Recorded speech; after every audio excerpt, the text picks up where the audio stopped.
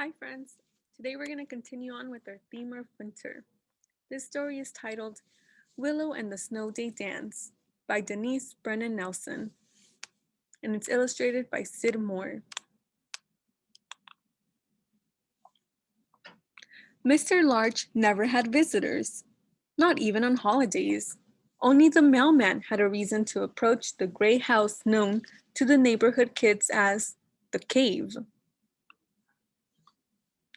On the rare occasion when you might catch a glimpse of Mr. Large, he was stooped over, twisted, and nodded like an old apple tree. And he always wore a hat, but he never wore a smile. His yard was lifeless.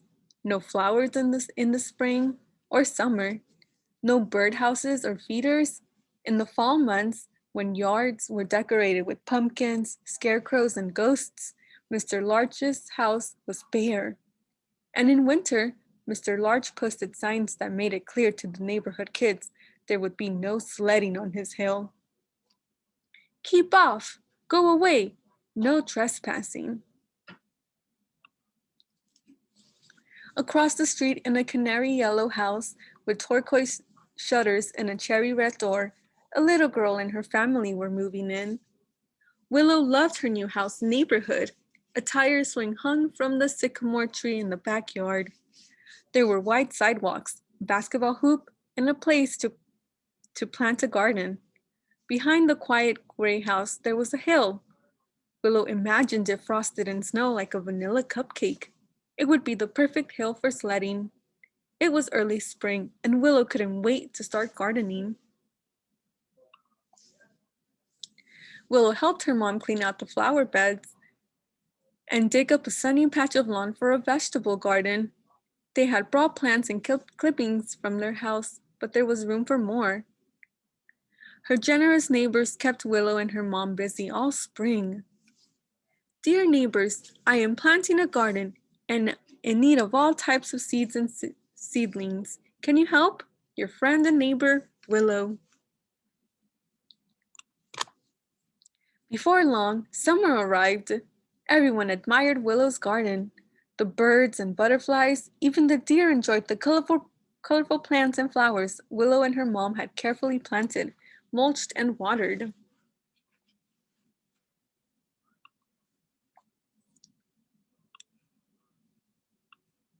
Willow cut flowers from her garden and made bouquets to share with her neighbors, even Mr. Large.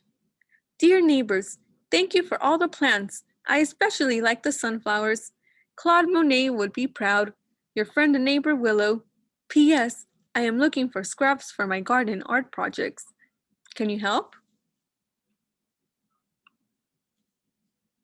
So here they are, all her neighbors donating scraps for her project. In autumn, Willow shared vegetables from her garden with her neighbors, even Mr. Large. The annual hat and mitten drive was underway at school, and once again Willow's request for help was answered. Dear neighbors, thank you for all the mittens, hats, and scarves. The charity drive at my school was a big success. Lots of heads and hands will be warm. Your friend and neighbor, Willow.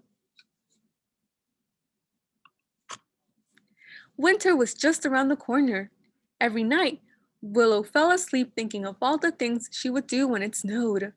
Best of all, when those soft white crystals fell from the sky, there was always the possibility of a snow day. Willow helped her dad get the winter boots and coats out of the boxes in the attic and wax the sleds and saucers. Now all she needed was snow. She waited and waited and waited. But the north winds didn't heave a sigh, much less blow. Day after day went by and still no sign of snow. One day, Willow overheard the teachers discussing the unusual warm weather. How long will how long will our luck hold out? Said one to the other. I heard we're not supposed to get any snow all winter, was the reply. As soon as Willow got home from school, she wrote and delivered another letter to her neighbors. Dear neighbors, I am in need of snow. Can you help?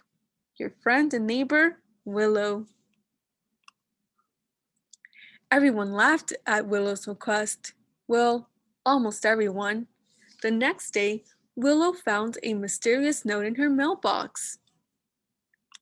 The snow day dance, where when the weatherman is predicting the chance of precipitation, follow these directions. Before going to bed, put your pajamas on inside on and backwards. Tape a penny to your door or put a spoon under your pillow, whichever you prefer. Get up on your bed and do a dance. The sillier, the better. Get your family to do it with you. The more people that participate, the better. A dance to make it snow? Willow couldn't wait to try it out. A few days later, Willow heard the weatherman predicting winds out of the north and the slight possibility of snow. She made copies of the snow dance instructions and took them to school to pass them out to every student and teacher. And when Willow got home, she left the instructions at every house in the neighborhood. That night, she taped a penny to her door, put a spoon under her pillow, and with her pajamas on backwards, she turned inside out. Willow did the silliest dance she could. And she wasn't the only one.